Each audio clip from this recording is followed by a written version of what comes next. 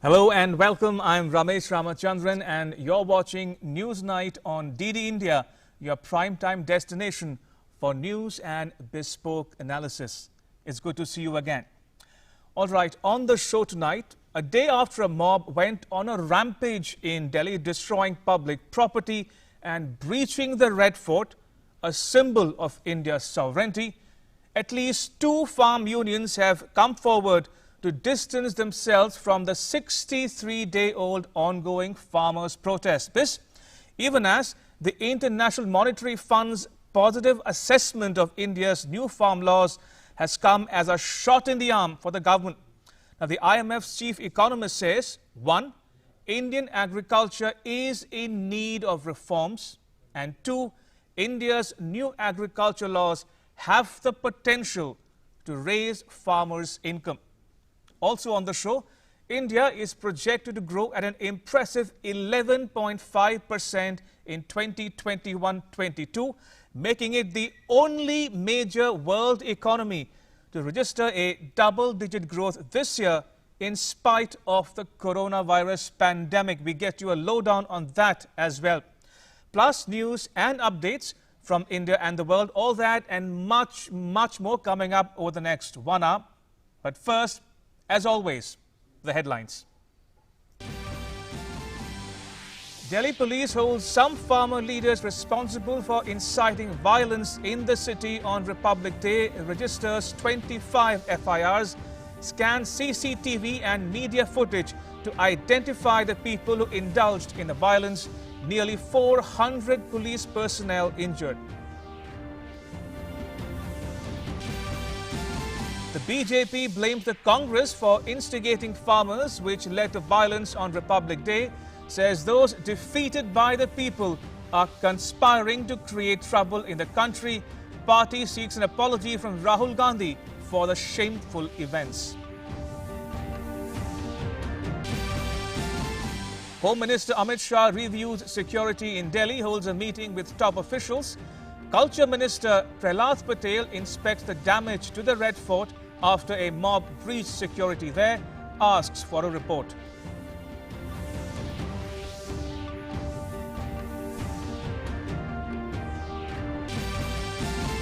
Two farm unions distanced themselves from the ongoing farmers' protest after Tuesday's violence in the city, say they do not support any act that harms or embarrasses the country. The International Monetary Fund welcomes new farm laws in India. Its chief economist Geeta Gopinath says Indian agriculture is in need of reforms. Also says India's new agriculture laws have the potential to raise farmers' income.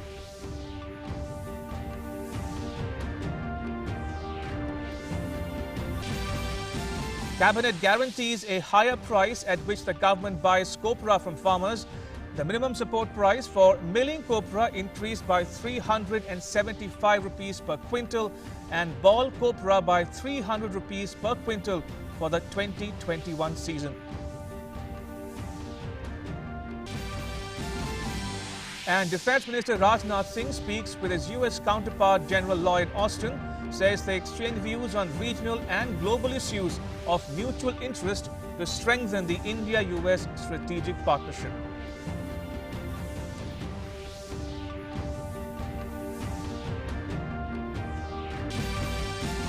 An expelled AIA-DMK leader VK Shashikala released from a Bengaluru jail after serving a 4-year sentence in a corruption case. She will remain in hospital until she recovers from COVID-19. Tamil Nadu Chief Minister E. Palaniswamy inaugurates a memorial for Jayalalitha in Chennai.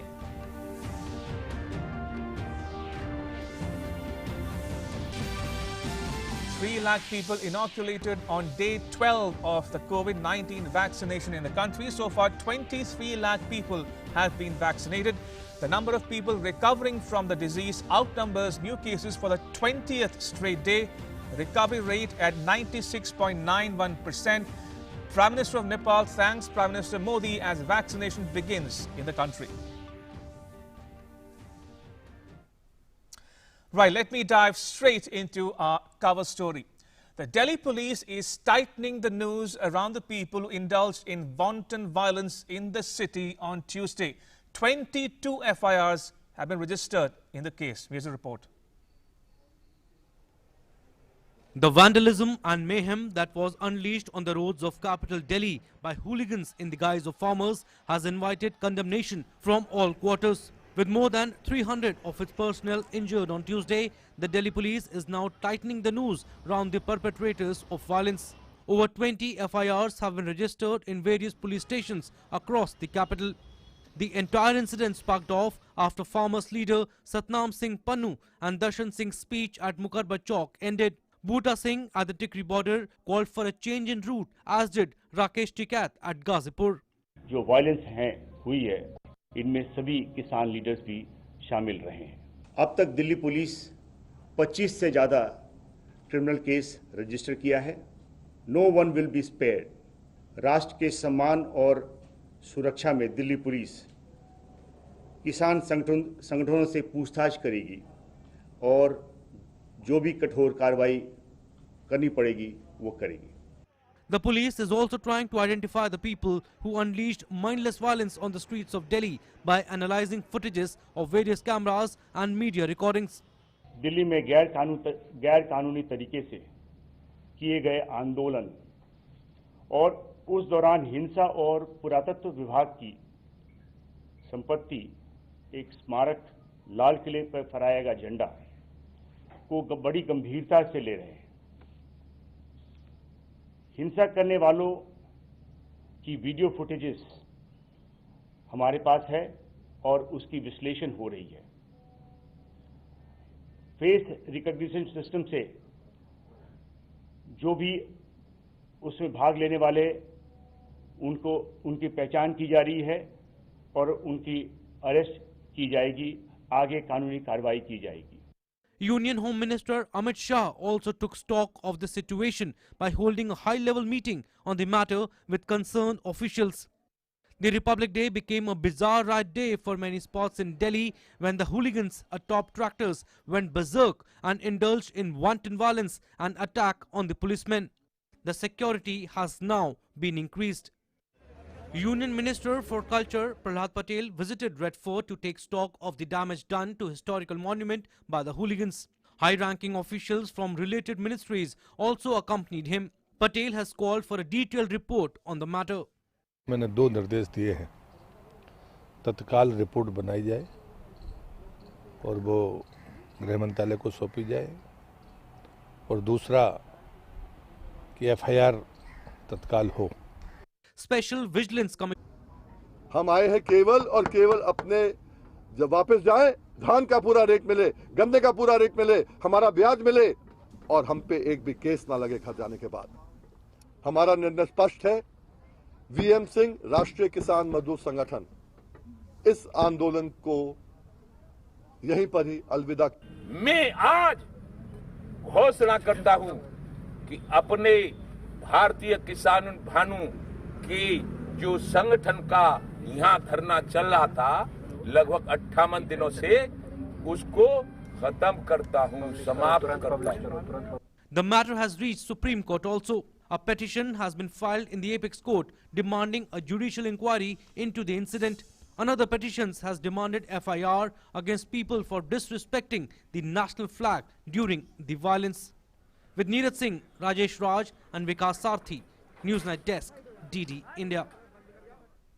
Now, it was supposed to be a peaceful protest by farmers agitating against new agriculture laws. But as we know by now, it was anything but peaceful, as the next report will tell you.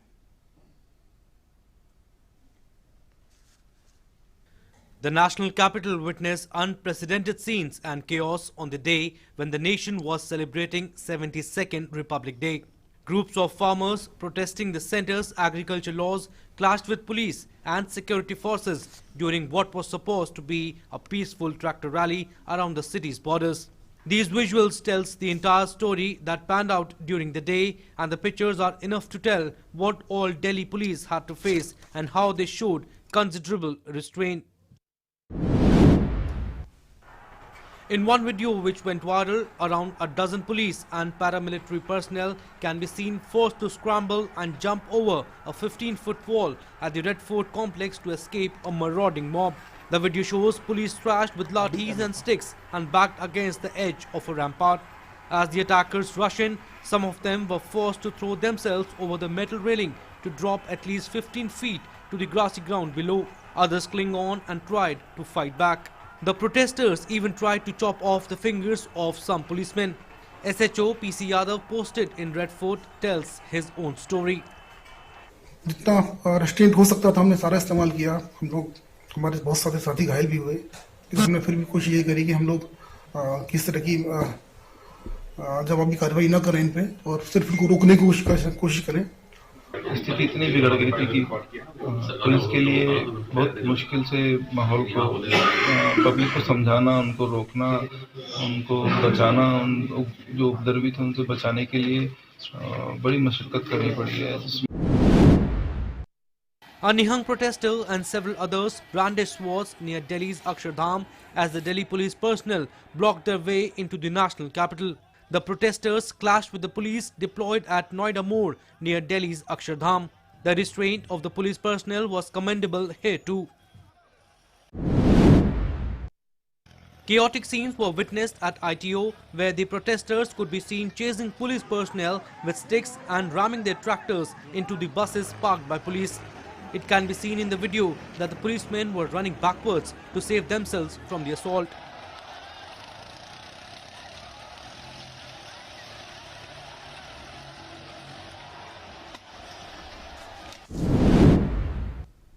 At Nangloi Chowk in West Delhi, the farmers tried to deviate from the pre-agreed route to enter the national capital. When police tried to stop them, the agitating farmers broke cement barricades at Nangloi Chowk and Mukarba Chowk and started moving towards the route of their choice. Showing great restraint and presence of mind, several police constables, including women constables, sat on the road to stop the protesters. Clearly, Delhi police exhibited commendable restraint in the face of brave provocation by the protesters, and their efforts must be lauded.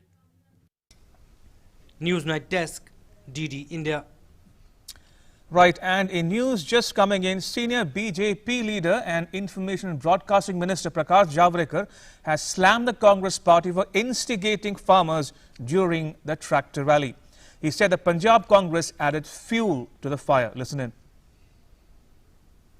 Congress ने लगातार उकसाने का काम किया किसानों के आंदोलन में. पंजाब में उनकी सरकार है. राहुल गांधी लगातार केवल समर्थन नहीं कर रहे थे, उकसा रहे थे. सीएए में भी ऐसा ही हुआ. कांग्रेस की रैली होती है, सड़क पर आने की वो उकसाते हैं और दूसरे दिन से सड़क पर आंदोलन शुरू होता है. वैसा ही ये भी आंदोलन है. The minister said the Congress party has shown its frustration as it has faced debacle in recent elections. Congress हताश है, निराश है, चुनाव में हार रहे हैं. कम्युनिस्टों की भी वही हालत है. इसलिए पश्चिम बंगाल में भी नए दोस्ती का रिश्ता ढूंढ रहे हैं. वो किसी भी तरह से देश में अशांति तैयार करना चाहते हैं. कोई दंगा भड़के, कोई अशांति हो, कोई हिंसा हो, पुलिस सख्ती करे, पुलिस फायरिंग करे,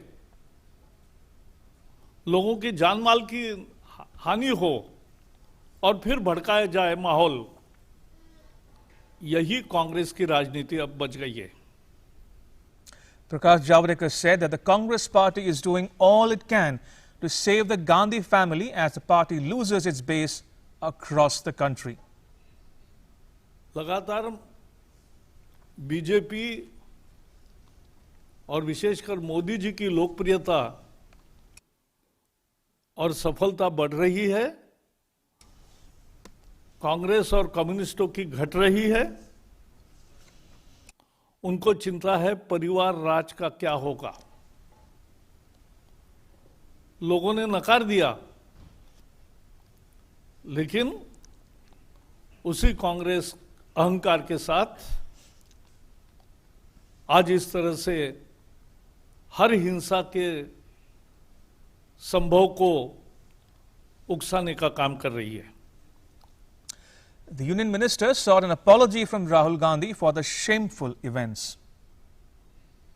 कांग्रेस और उनके नेता राहुल गांधी को देश की माफी मांगनी चाहिए, क्योंकि इस तरह की नकारा राजनीति देश के लिए लाभदायी नहीं है। Now, Javadekar demanded stern action against the perpetrators of violence during the tractor rally in the national capital, Delhi. कल दिल्ली में जिस तरह से हिंसा हुई, उसकी जितनी भर्त्सना की जाए कम है। और जिन्होंने उकसाया, उन सब पर कार्रवाई होनी चाहिए।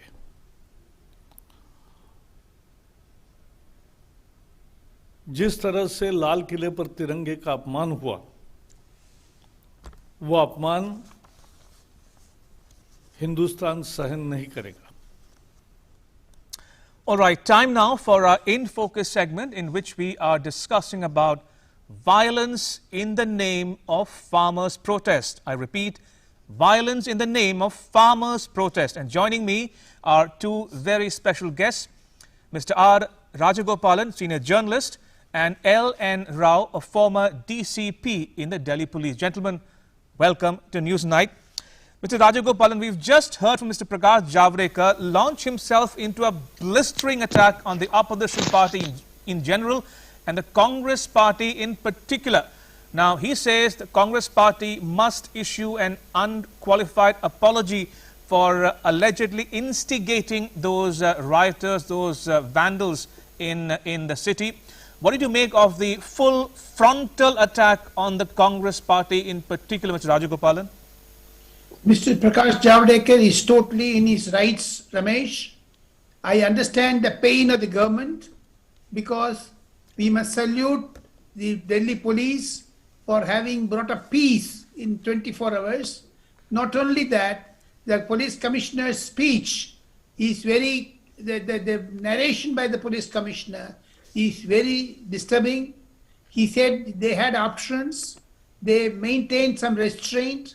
Apart from that, Ramesh, I tell you, it is a political issue. As stated by Mr. Prakash Javadekar, I don't want to repeat it. It's all instigated by the Congress, which is ruling Punjab. My understanding is 11 times the government went in for talks with the Farmers Union. Right. And the same Farmers Union are ditching on the National Republic Day. It's a shame on the farmers' leader. As per the police commissioner's briefing, there were cases filed, FIR have been registered. Now the cases are in full, investigation mode. Therefore, we wait and watch. And the farmers' agitation is split. Farmers' agitation is a flop show. Farmers' agitation fizzled out. Now there is a vertical split in that. Now, what in the social media and also in the news, what I hear is whether, Doordarshan will also telecast in the later bulletins that farmers have withdrawn the strike on the proposed day of the budget. So therefore, it's a welcome sign. Farmers have realized, especially those who have instigated. The video clips shown by the police commissioner is very, disturbing.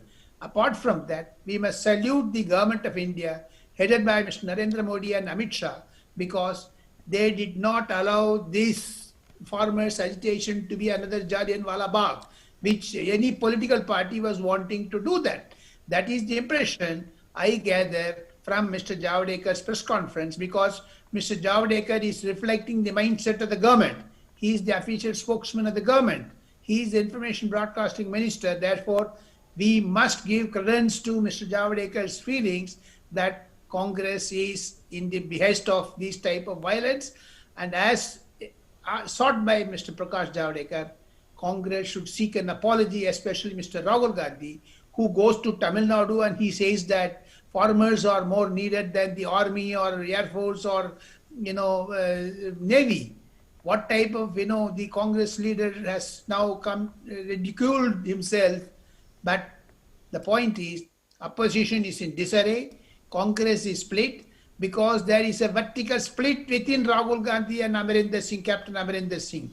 That is why Captain Amarinder Singh, when he met Mr. Home Minister Amit Shah, Rahul Gandhi was not able to take Amarinder Singh's call for 2 days. Therefore, my understanding is Captain Amarinder Singh has been in the army. He knows the problem, the Khalistanis problem. Therefore, Captain Amarinder Singh is also within his rights. We must salute Captain Amarinder Singh, though he has not blocked the road of Delhi-Punjab border, where he could have very well restrained the tractors from coming into Delhi. Therefore, I totally agree with Mr. Prakash Javadekar, and once more salute to the police commissioner, plus the able leadership of Mr. Narendra Modi, the Prime Minister, and the Home Minister, Mr. Amit Shah.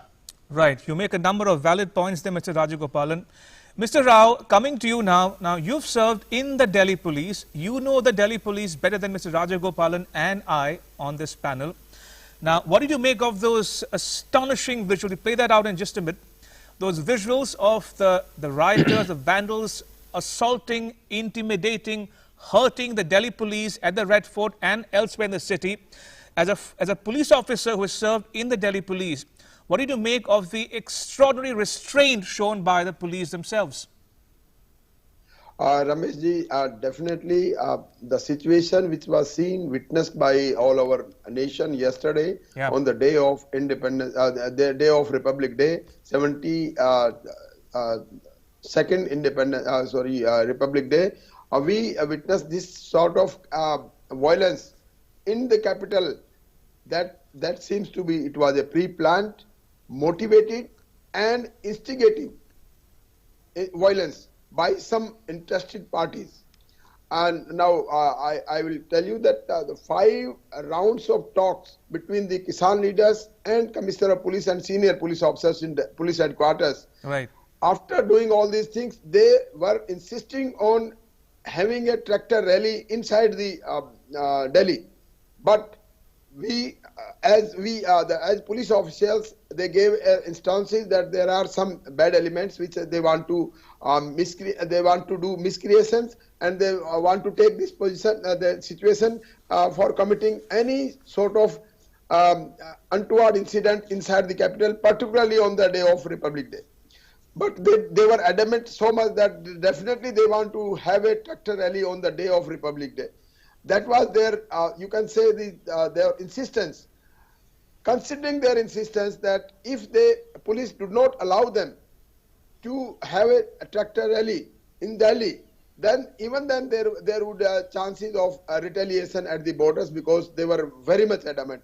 Considering all the facts and the circumstances, Commissioner of Police showed his very, you can say, broad-mindedness and allowed them to have a tractor rally on specified 3 routes. Routes were designed, routes were communicated to them, yes. Conditions were given, timing were given that it should be only allowed after 12 o'clock. And all the Kisan leaders agreed to that. They also agreed that they will be having responsibility of carrying out this tractor rally very peacefully. They will be deploying 250 volunteers on each route, and that then the route will be taken and the directions of the police will be followed. But on the day yesterday, instead of timing given by the police, and apart from that, they signed that conditions which were applied by the police to hold these peaceful rallies. Instead of 12 o'clock, they started breaking the barricades even at 8 a.m. in the morning when the parade was to start on Rajpath. That shows that their intentions was not bad, not good, and they were adamant to come to the Red Fort, because as they had earlier spoken in their videos and in their statements that they want to go to Red Fort, they want to win Red Fort even then, and they really wanted to come to Rajpath.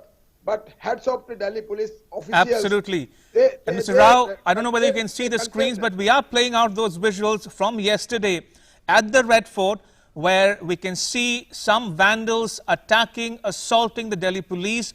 And the police personnel, hundreds of them at last count, were injured in that melee at the Red Fort. Please carry on. Yes, I was coming to that point that in spite of all these odd conditions, the tractor hooligans were coming from Ghazipur border. They were coming from this Mukarba side. They came to. So they broke the agreement. They broke the agreement. They diverted from the route. They assaulted the police. They indulge in wanton violence, Mr. Rajagopalan. This is an open call for anarchy, says Prakash Javadekar. The Congress is guilty of stoking a riot in the national capital, inciting people to engage and indulge in violence. And he says Rahul Gandhi must tender an unqualified apology. That's absolutely correct, Ramesh. The point is, Mr. Prakash Javadekar also mentioned about some tweets by the Youth Congress leaders, which I heard a short while ago, saying that tweets were also very, vulnerable tweets. It instigates the people. Apart from that, 320, handles of Twitter handle, thanks to that intelligence agencies giving tip-off to the Delhi police, they blocked that. But in India, the Congress is doing what that blocked handles were elaborating that. So therefore, Prakash Javadekar is indirectly hinting at there is a collusion between these Pakistan Twitter handles and also this Congress Twitter handles, because the messages are same. Apart from that, Mr. Prakash Javadekar, as a union minister, seeking the apology of Mr. Rahul Gandhi, is absolutely within his rights. And in next 2-3 days, the parliament is going to commence its budget session. You are going to see the snowballing effect in the parliament session. And apart from that, a good news that farmers wanting to have an agitation march past to parliament has been called off. This violence has given them at least some sort of a mindset that that will also go violent. Being a follower of ahimsa, the point is, you should not get into violence mode, because it will result in lot of hooliganism, destruction of public properties, and unable to handle the law and order situation. Therefore, I tell you, after asserting various aspects from all corners of the possible inputs, the government handled it very well. There was no one death till yesterday. Therefore, we must salute the police commissioner for having brought and very quickly, Mr. Rajagopalan, news coming in that at least 2 farm unions have distanced themselves from the ongoing farmers' protest. Like a numerically 8 format.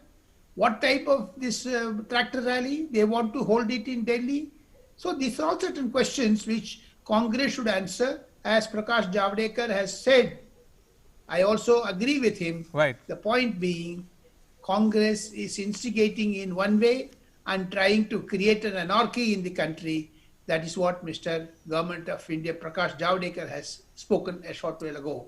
Right. So as Mr. Rajagopalan was mentioning, the Minister Prakash Javadekar launching himself into a frontal attack on the opposition in general and the Congress party in particular, accusing it of stoking the violence and encouraging anarchy and complete lawlessness in the national capital on the Republic Day of all days.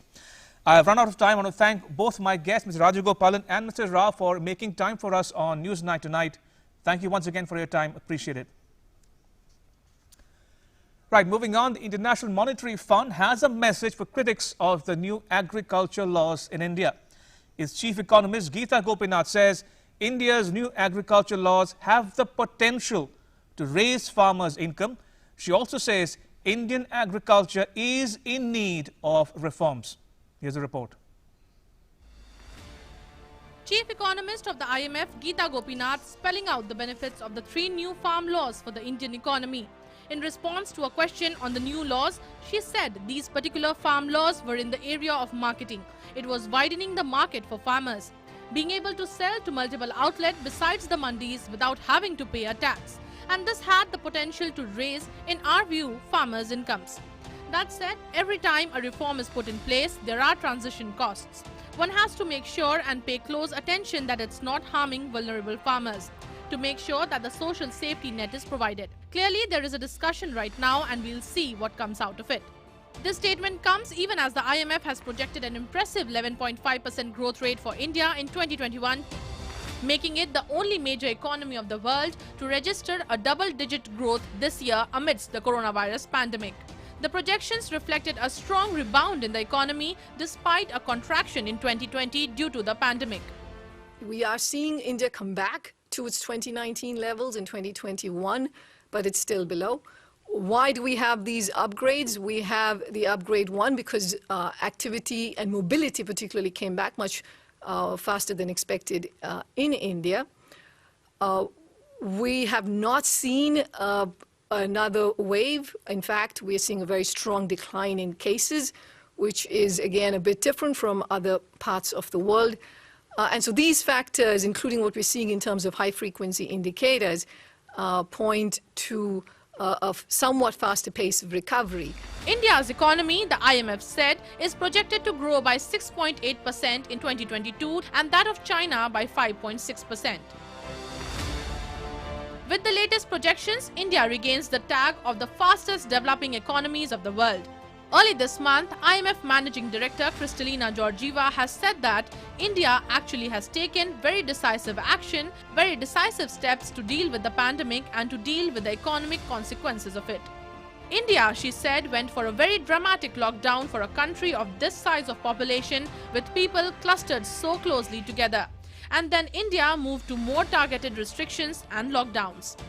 What we see is that transition combined with policy support seems to have worked well. Why? Because if you look at the mobility indicators, we are almost where we were before COVID in India. Meaning that economic activities have been revitalized quite significantly, the IMF chief said. 2 days ago, an UNCTAD's Investment Trends Monitor report said that FDI into India rose by 13% in 2020, boosted by interest in the digital sector. The report said that while fund flows declined more strongly in major economies such as the UK and US and Russia due to the COVID-19 pandemic, India bucked the trend. The rise in FDI into India saw the total foreign investments for 2020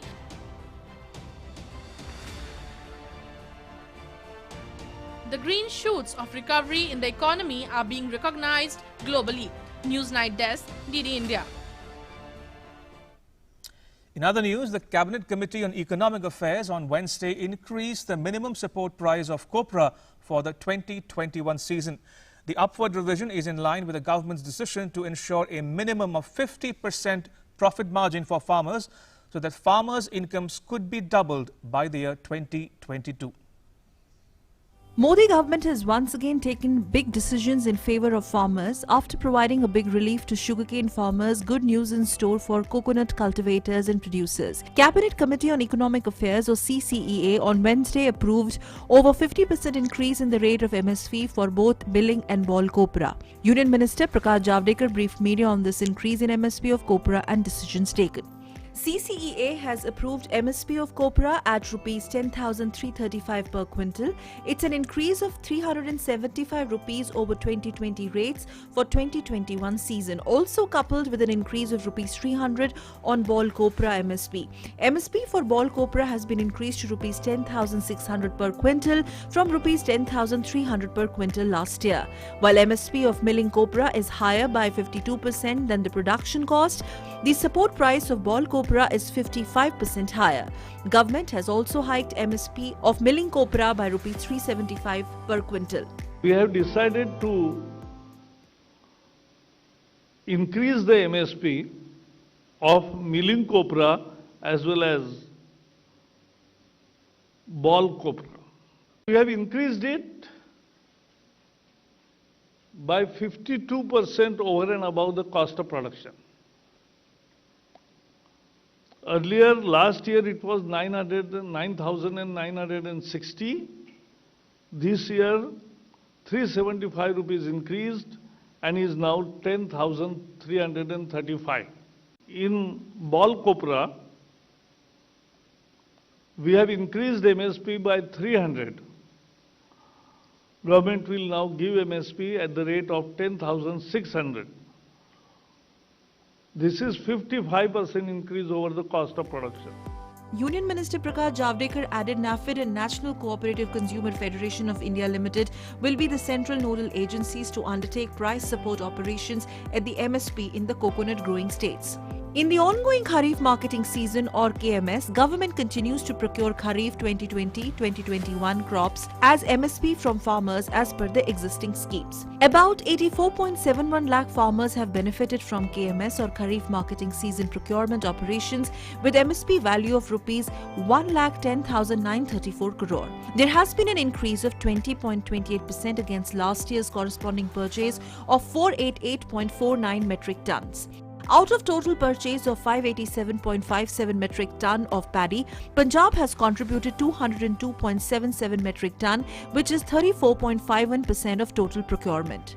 यही मांग थी किसानों की 40 साल से कि हमें लाभकारी मूल्य मिलना चाहिए और लाभकारी मूल्य क्या हो इसका स्वामीनाथन जी ने फॉर्मूला दिया कि cost of production plus 50% is remunerative prices and therefore किसानों को लाभकारी मूल्य मिलने की ये व्यवस्था मोदी जी ने शुरू की जो कांग्रेस के जमाने में मंजूर नहीं हुई थी.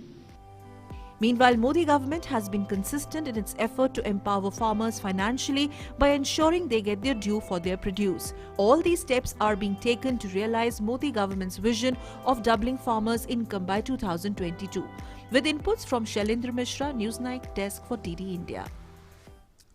And talking about farmers, India has been laying emphasis on research and development for production and productivity in the agriculture sector.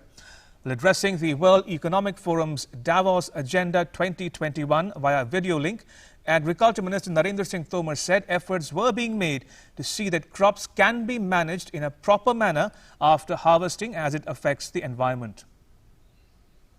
तो कृषि के क्षेत्र में उत्पादकता के लिए हम R&D पर भी बल दे रहे हैं और हमारी कोशिश है कि फसल कटाई के बाद उसको प्रबंधित ठीक प्रकार से किया जा सके. हमारे यहाँ निश्चित रूप से इस बात की कठिनाई है कि कई बार पर्याप्त अवसंरचना नहीं होने के कारण फसल का नुकसान होता है और उसका असर पर्यावरण भी पड़ता है.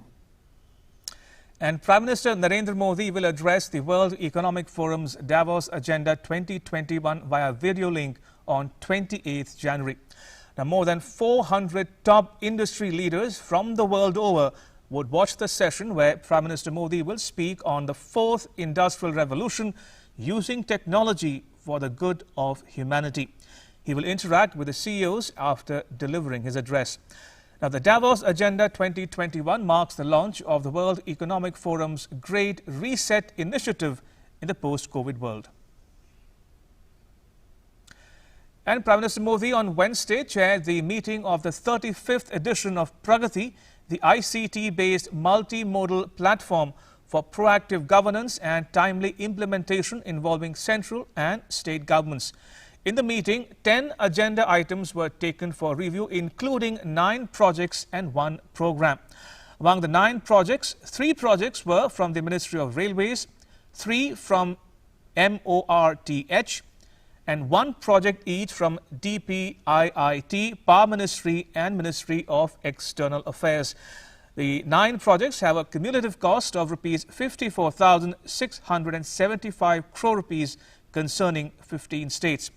During the interaction, the Prime Minister also reviewed the Pradhan Mantri Bharatiya Jan Aushadhi Pariyojana. He directed all the officials to ensure expeditious resolution of issues hindering infrastructure projects. He also encouraged the Department of Pharmaceuticals and states and union territories to ensure wide publicity to Pradhan Mantri Bharatiya Jan Aushadhi Pariyojana and use technology to enhance its effectiveness.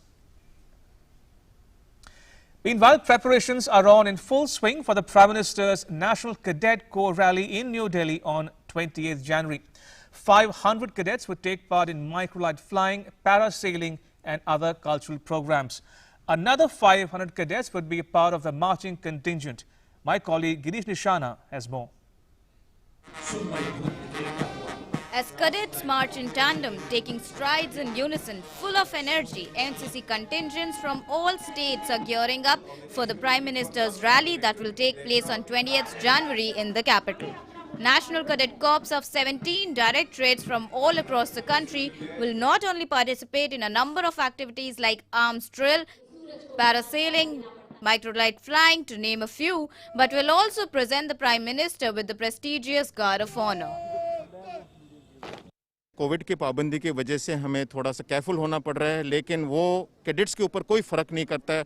वो जितना जोश है, वो आपने जैसे देखा है आज का जो फुल ड्रेस रिहर्सल हुआ है, जोश उनके अंदर पूरा जो स्पिरिट है बिल्कुल उभर आ रहा है। और इनका जो परेड की स्टैंडर्ड बहुत अच्छी है। और उसके साथ जो हमारे दूसरे जो एक्टिविटीज़ है, पैरासेलिंग का हो गया, आपका microlight flying, tableau, cultural programme, इसमें भी बहुत अच्छे स्टैंडर्ड्स अचीव किए हुए हैं। On display will be a vibrant mix of drills from the Army, Navy and Air Force, as well as social and cultural activities that NCC cadets undertake. People look forward to the W each year. The display will be driven with a strong message of social service that will also include glimpses from Swachhata Abhiyan, a plantation drive, blood donation camps, along with showcasing daily life of a cadet. The event will also showcase how the cadets bravely did their duties amid the challenges posed by the pandemic. Self-Reliant India and Make in India will also be a centre of attraction and will find a place in the cultural performances. With inputs from Girish Nishana, Newsnight Desk, DD India. Moving on, Defence Minister Rajnath Singh spoke to his US counterpart, Secretary of Defence Lloyd Austin, and conveyed his warm wishes on his appointment. The two leaders reiterated their firm commitment to deepen India-US defence cooperation. They exchanged views on regional and global issues of mutual interest to strengthen the strategic partnership. Right, moving down south, expelled AIA-DMK leader VK Shashikala was released from a Bengaluru jail on Wednesday after serving a 4-year sentence in a corruption case. Aisha Khanam reports. VK Sasikala, a close aide of the late Tamil Nadu Chief Minister Jayalalitha, was released from a Bengaluru jail on Wednesday after serving 4 years imprisonment in a corruption case. The formalities for her release were done at a state-run Victoria hospital where she is undergoing treatment for COVID-19 infection. We met Madam and she is, is very fine first. And without oxygen, for the past 13 hours, she is breathing in the room temperature, and also she is comfortable with the treatment given by the hospital. But she has completed the 4 years imprisonment, and she has also informed me to convey a message to the people of Tamil Nadu that shortly she will meet the people in person. Sasikala's release from prison comes close to assembly election in Tamil Nadu due later this year. It has given rise to speculation about her role in the election campaign of the AIA-DMK party. Sasikala's nephew, TTV Dinakaran, has asked the party supporters to wait for her decision. I don't want to talk any politics. I'm happily sharing our happiness to you that she has come out. Sir, when and after getting the advice of the doctors only, we will decide about her when to take back to Tamil Nadu. Sasikala sees herself as the political hire of the late Jayalalitha. Infighting broke out within the party after Jayalalitha's death. O. Paneerselvam broke ranks after Sasikala backed E. Edapadi K. Palaniswaram for Chief Minister in an attempt to run the government herself. Meanwhile, Chief Minister and AIDMK co-coordinator Palaniswamy inaugurated a Phoenix-themed memorial for Jayalalitha at the Marina Beach in Chennai. Deputy Chief Minister Paneerselvam and Speaker P. Dhanapal were present at the event. The three later paid floral tributes at the place where Jayalalitha was laid to rest on December 5, 2016. The state government had earmarked 50 crore rupees for the Jayalalitha Memorial. A large crowd thronged the beach to witness the inauguration of the memorial.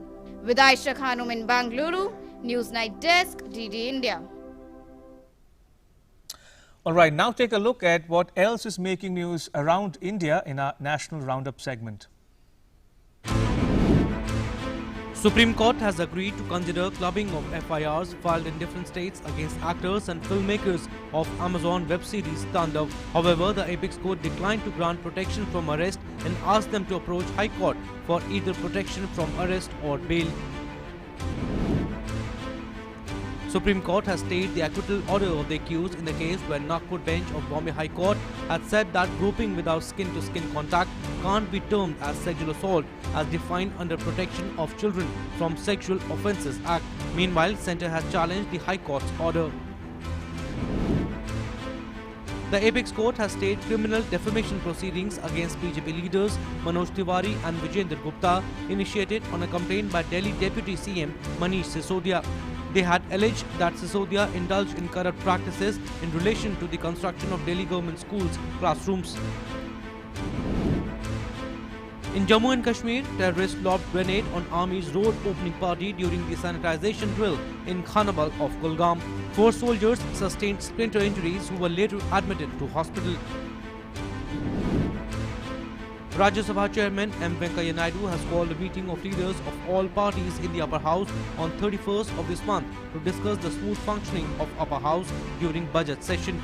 Lok Sabha Speaker Om Birla also expected to hold an all-party meeting on 29th of this month. And time now for all the news related to the COVID-19 pandemic. Take a look at the next report. While the first phase of vaccination drive is on at full speed, the daily recovered cases in India continue to surpass the daily new cases. Daily recoveries overtake the daily new cases since last 20 days. The countrywide COVID-19 vaccination program was conducted successfully on the 12th day. Planned sessions were conducted in 28 states and union territories. The cumulative number of healthcare workers vaccinated against COVID-19 crossed 23 lakh on Wednesday. सारे देश में अब तक 23,28,779 लोगों को Covid का टीका लगाया जा चुका है और इसके लिए कुल 41,599 सत्र आयोजित किए गए हैं। 27 जनवरी शाम 6 बजे तक कुल 28 राज्यों में आज टीकाकरण सत्र आयोजित किए गए और आज सारे देश में 2,99,299 लोगों को कोविड का टीका लगाया गया। According to the Health Ministry, some people have had mild complaints during vaccination, but none of the cases were serious. अब तक कुल 16 लोगों को टीकाकरण के पश्चात अस्पताल में भर्ती कराया गया है, जो प्रतिशत में 0.0007% है। पिछले 24 घंटे में एक व्यक्ति को भर्ती कराया गया है, जो बैक्टीरियल सेप्सिस के कारण अपोलो अस्पताल चेन्नई में भर्ती हैं।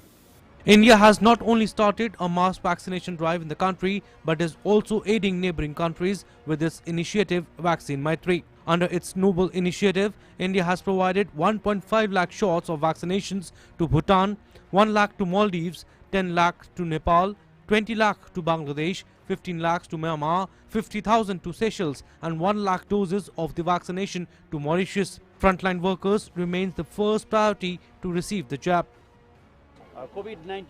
This vaccine has created history because it has developed in a short span of about 1 year.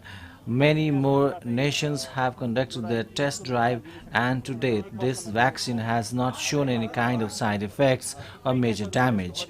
It seems to be safe. That's why I also took the vaccine shot without any worries. The Prime Minister of Nepal has thanked India for the vaccine. We got an early chance to administer the COVID-19 vaccine. So for this, I extend my thankful remarks and gratitude to our neighboring nation, India's government, people of India, and especially to the Honorable Prime Minister Narendra Modi. They sent the vaccine to us within about a week of its rollout in India. That too numbering 1 million and also in grant. Following India's mass vaccination drive, Bangladesh's Prime Minister Sheikh Hasina inaugurated the vaccination drive while thanking Prime Minister Narendra Modi after receiving shots from India. Meanwhile, India's fight against COVID-19 is yielding positive results as India's daily recoveries are rapidly outnumbering daily new cases recorded in the last 20 days. Total cumulative recoveries stand at 1,03,59,305. 12,689 daily new cases were reported in the last 24 hours, whereas 13,320 patients have recovered and discharged. The national recovery rate has further gone up to 96.91%. India now has one of the lowest daily new cases per million population in the last 7 days. The total active case load stands at 1,76,498, composing of just 1.65% of India's total positive cases. With inputs from Nitendra Singh, Newsnight Desk, DD India. And in more news, Union Sports Minister Kiren Rijiju on Wednesday took part in the closing ceremony of the second edition of Fit India School Week program in the presence of Sports Authority of India's Director General Sandeep Pradhan. A live virtual demonstration of the event was given by students of Kendriya Vidyalaya 2 Naval Base Kochi to celebrate the Fit India School Week program. They perform Surya Namaskar, freehand exercises, aerobics, dance and other performances online. I'm so happy to see that almost every school in India has adopted that school week celebration in such a way that fitness has become the integral part of their school week celebration. 2.19 lakh schools have registered as Fit India Flag School. This is by far, I think, the largest in the world to have more than 2 lakh schools registered under a program. And that can definitely show the magnitude, the kind of success the Fit India movement has really taken a root. Right. In world news, Indonesia's Mount Merapi volcano on the island of Java erupted, sending up a cloud of ash. It prompted the authorities to warn of the risk of lava flows reaching roads. A video posted on social media captured the fast flow of hot clouds of ash down the volcano and ash blowing over. Indonesia's Volcanology and Geological Hazard Mitigation Center warned of a danger of lava cutting roads near the volcano. The Merapi had spewed quite intense hot clouds at least 30 times since Wednesday morning. There were no immediate reports of damage. The nearly 3,000-meter high Merapi is one of Indonesia's most active volcanoes. It's already on the country's second highest alert level. Britain is reeling under the threat of new strain of COVID-19 variant with over 3.68 lakh cases of COVID-19. It is among Europe's hardest hit countries from the disease. The country has registered more than 1 lakh fatalities due to the coronavirus. Amidst this appalling situation in the country, UK Prime Minister Boris Johnson took full responsibility for the lives lost due to COVID-19. He said the government made its best efforts to minimize the loss and vowed that it would continue to do the same. Russia's upper house of legislature, the Federation Council, voted on Wednesday to ratify an extension of the New START nuclear arms control treaty. It's a move towards preserving the last major pact of its kind between Russia and the United States. Deputy Foreign Minister Sergei Ryabkov called the extension of the treaty a serious foreign policy success. The Kremlin said the two countries had reached a deal to extend the pact, which was signed in 2010. It's set to expire next week. The pact limits the numbers of strategic nuclear warheads, missiles and bombers that Russia and the US can deploy. Moscow and Washington, D.C. had failed to agree an extension under former US President Donald Trump, whose government had wanted to attach conditions to a renewal that Moscow rejected. In a Tuesday phone call, Putin and US President Joe Biden agreed that their teams should work urgently to complete the extension by 5th February, when the treaty was set to expire. Survivors of the Auschwitz death camp are marking the 76th anniversary of its liberation by Soviet troops virtually, as the museum on the site of the camp remains closed due to the coronavirus pandemic. The annual commemorations are usually occasions for survivors from all over the globe to join world leaders in commemorating the more than 1 million victims killed by the Nazis in the camp's gas chambers or by starvation and disease. Meanwhile, Pope Francis has marked the 76th anniversary of the liberation of the Auschwitz death camp by urging people to keep a close watch on ideological extremism because these things can happen once again. He spoke 3 weeks after displays of anti-Semitism surfaced at the US Capitol riot on 6 January and 2 weeks after one of Montreal's largest synagogues was vandalized and almost set on fire. It's a wrap, but news continues here on DD India. You can catch all the latest updates on our social media, mobile and digital platforms. Thanks for watching. Bye-bye.